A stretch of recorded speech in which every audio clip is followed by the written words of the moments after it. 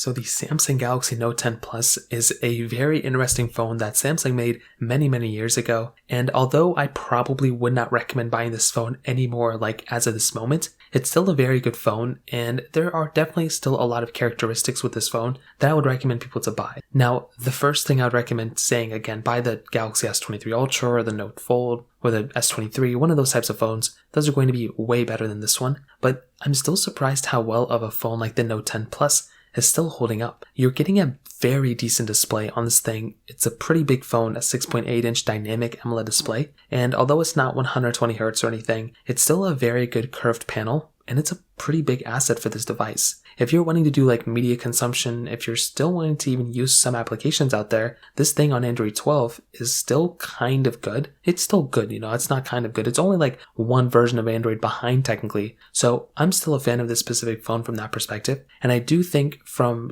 that situation alone, I think it's a pretty cool thing. Now, the S Pen is something that's very cool as well. Not a lot of phones have that S Pen capability, so the fact that this phone does kind of have it is a really cool thing. And like I mentioned before, that is easily one of my most favorite things going on with this type of device as well. Now, I also do think that if you need a phone to kind of just use as somewhat of a camera device, this thing actually has a pretty good camera inside of it. You have a triple camera setup, so it's a wide telephoto ultra-wide camera, and you can actually do 4K at 60 on the front and the back of this thing. So if you were somebody who wants to go ahead and basically film YouTube videos, or if you want to just have somewhat of a side camera, this thing is actually not bad. And with its audio quality, it's really not that bad of an audio recorder either. So if you were somebody who just wants to go ahead and record videos in a pinch, or have a side camera that way you can make videos on, or whatever the case is, this is actually a pretty decent option, which again, in and of itself is a very surprising thing. And the performance of this phone is surprisingly decent. Samsung, back in 2019 when they made this phone, had the Snapdragon 855 chipset, which was, the best chipset of that time. Nowadays, it is not necessarily the best, but it's still good. But it also had 12 gigabytes of RAM inside as well, which is honestly kind of surprising. For Samsung to throw a phone,